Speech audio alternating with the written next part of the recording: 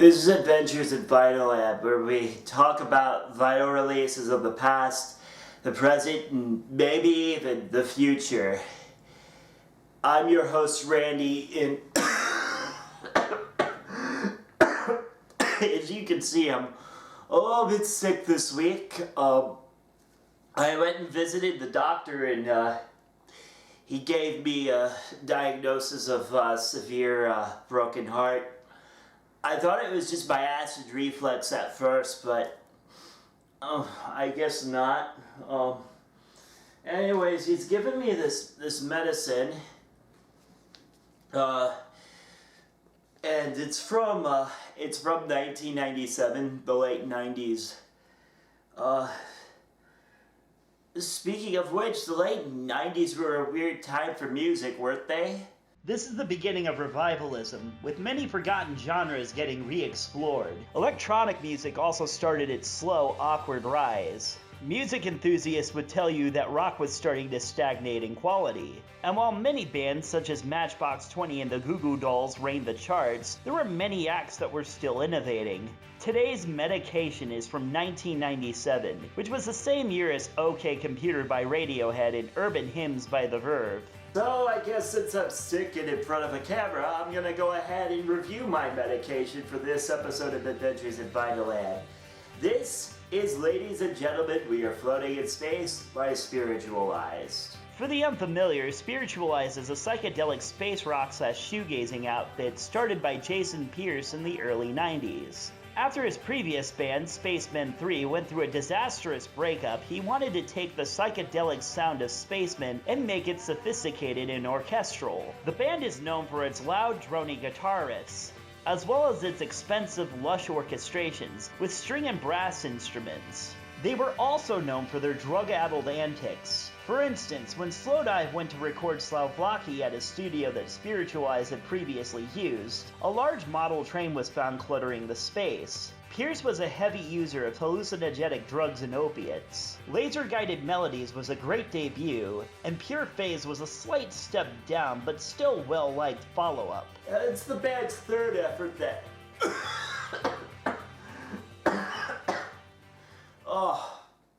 really left an impression on rock history. In 1995, following the release of Pure Phase, the band found themselves in a rough patch. Pierce's habits were developing into a full-blown addiction. His depression and drug use worsened when his girlfriend at the time, Kate Radley, who was also the keyboardist, secretly married the lead singer of The Verve, Richard Ashcroft. The secret was let out of the bag when Ashcroft tried to use this to sabotage the Spiritualized album. Pierce spiraled out of control, with him being despondent and slightly difficult to work with. It's often theorized that Pierce was already on his way to addiction, but it was the breakup with Radley that boosted the use. The recording wasn't all that different from the average Spiritualized recording. Even with Radley in the studio, tensions remained low. Pierce thought out his musical ideas and melodies in his head and hummed them out, or played them on a piano for musicians to learn. He wasn't just the songwriter for the album, he was the composer and arranger. The most amazing thing is that he had limited training in music theory, and this album has elaborate instrumentation. Usually for these reviews, I talk about the engineers and producers that worked on the album, but the album's recording personnel is about as long as a symphonic recording. Even if Pierce was the big mastermind, huge arrangements like this require a lot of production hands. This medication was released on June 16, 1997. Publications named it one of the year's best. It found itself competing with Radiohead and The Verve, as I mentioned earlier. Critics thought its ambition and emotion were the highlights. It stuck out like a sore thumb, easily being the most orchestral of the lots. Now the packaging of this medication looks nice and pleasant. The advert on the front says 2 tablets that last 70 minutes. I sure hope they can give me relief that soon. The inner sleeves show the band name plastered all over, and its sleek, foil design is appealing to the eye. The back of the outer sleeves gives us some information. For oral administration only, which is good because I don't think I could swallow this, and I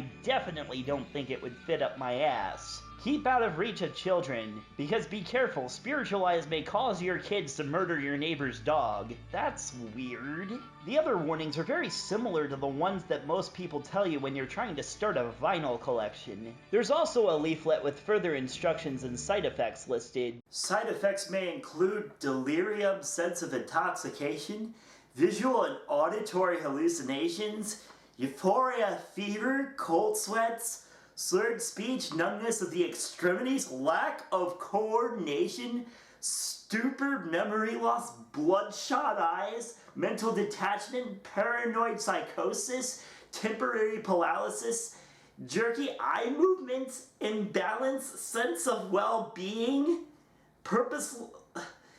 What am I even getting myself into? Now let's go ahead and administer this medication. It's 20 years old. I hope it works, I really do, because I can't stand feeling this way. The first tablet starts out with the title track. It slowly fades in and adds layers as it proceeds.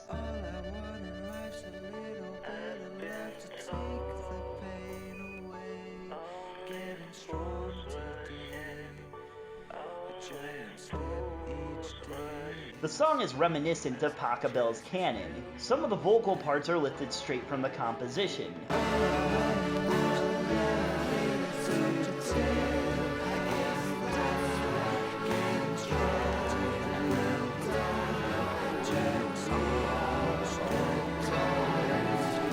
Luckily, Pierce does just enough to make this his own. Not much different than a really well done cover. The next track, Come Together, shows Pierce in a dramatic light. Here he sings about his addiction in an emotionally detached and almost angry tone.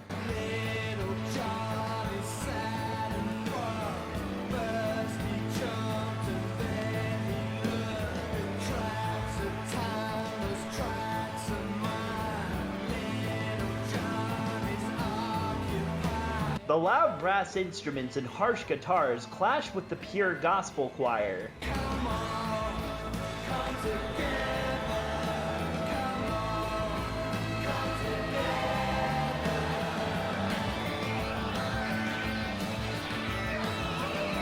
The guitar symbolizes inner demons, the brass instruments represent the drugs, and the choir represents his inner light begging him to get himself together.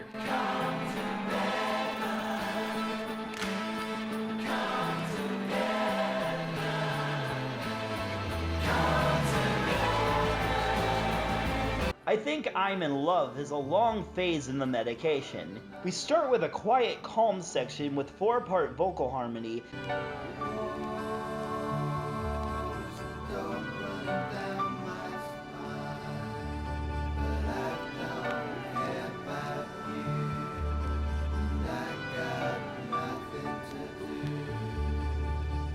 That builds into a danceable riff. The backing vocals give humorous responses to Pierce's delusions.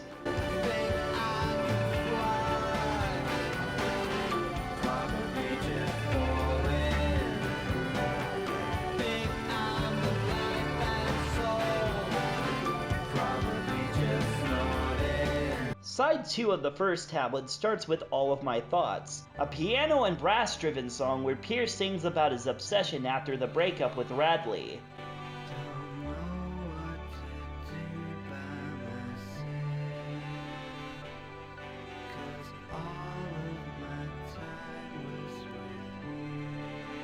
He suppresses these thoughts as he tries to keep himself busy. It bursts into a loud cacophony of harmonica and guitar, symbolizing the effects of the drugs on his brain.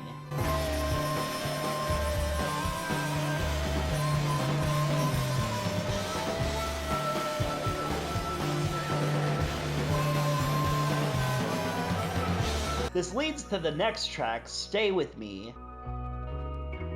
Stay.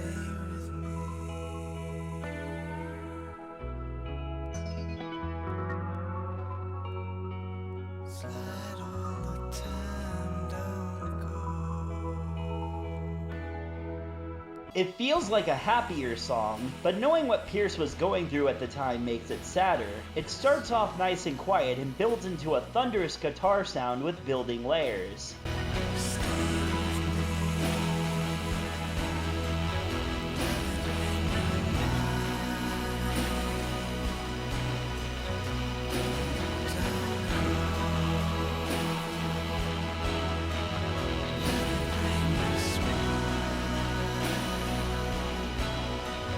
It's one of the more touching songs on the album. Then we get Electricity, a jamming rock song.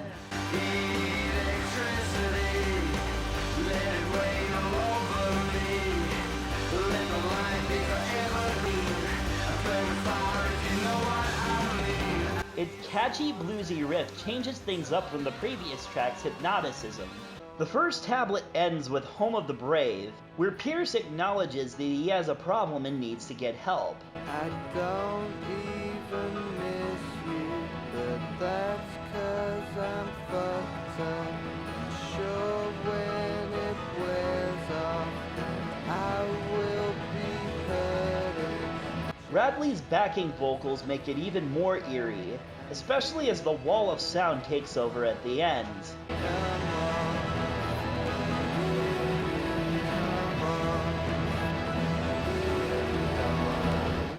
I'm already feeling better. Let's go ahead and go into tablet number 2. Tablet 2 starts with The Individual, a loud experimental wall of sound.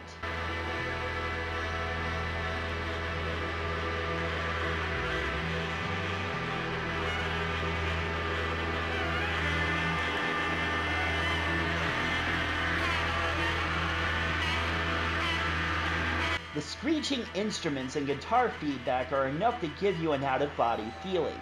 The song is meant to signify the loss of self as the drugs have completely taken over Pierce's life. Then the medication's strongest phase kicks in, Broken Hearts. It features no guitar, only light synthesizers, strings, and horn.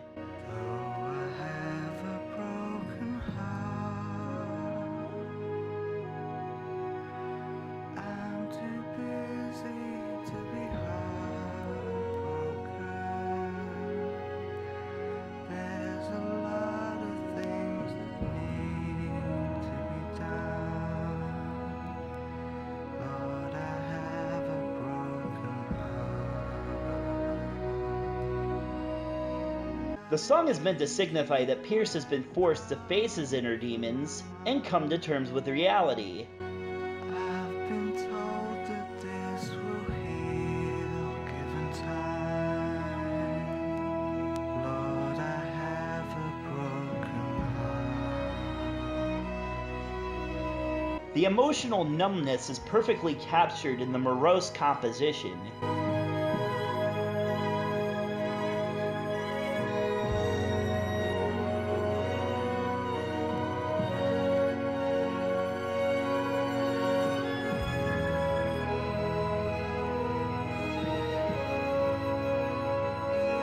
No God, Only Religion is an instrumental track. It's hard to tell what this track is supposed to signify. I've heard multiple theories, but the most common one is withdrawal.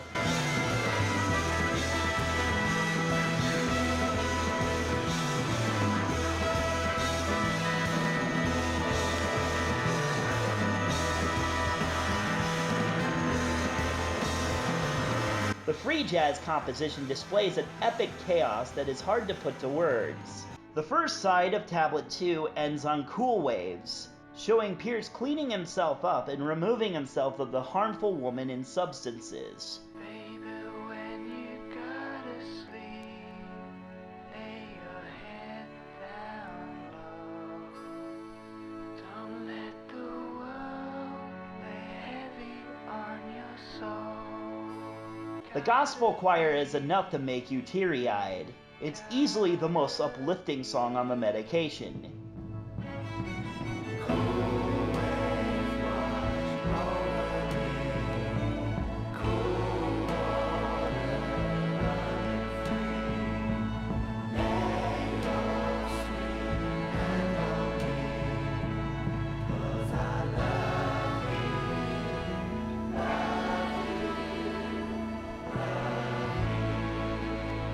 The second side of Tablet 2 ends on a 17-minute-long epic, Cop Shoot Cop, which is a euphemism about injecting heroin into your veins. It's split into different sections, showing us the descent into madness. The grooving jazz feel contrasts with the rest of the album, as if Pierce is sitting down and finally telling us how it is. Hey man, there's a hole in my arm where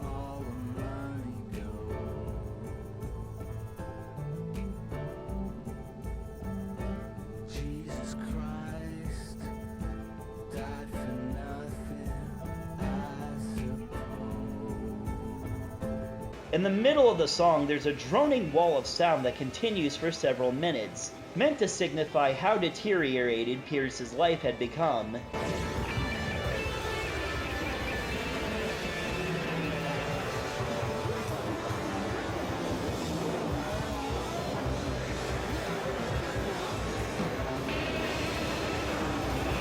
The wall of sound then settles down and fades into the same groove as before. It's a grim picture of an ugly lifestyle. The track is exhausting, but that's the point. That's the way addiction is. It's supposed to be slow and torturous, almost brooding.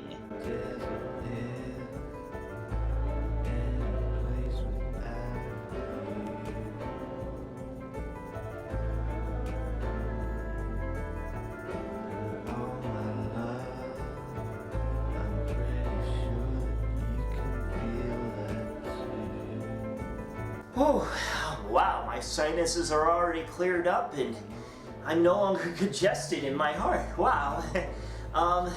So you might be asking, why is this medication so great? Well, 1997 was a strange year. The early 90s were filled with drug-addled, disenchanted grungers that relied off of the excess and loudness to prove their points.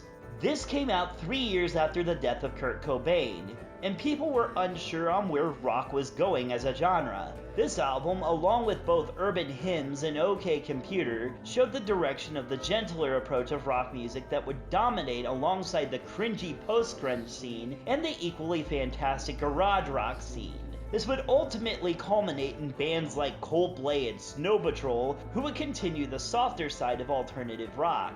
Now the big thing about this medication is that it teaches you that it's not only important for you to hurt in life, it's absolutely necessary in order to grow. Pierce's haunting story of falling into a deep depression, getting caught up in addiction, and his slow path to recovery inspires us to clean ourselves up and improve our own lives. And that's a strong message that lives on for years in the music. That does it for this episode. Join me next time when I get locked in the closet and Fred and Trey do an episode. Some of you may not know what that means. See you later.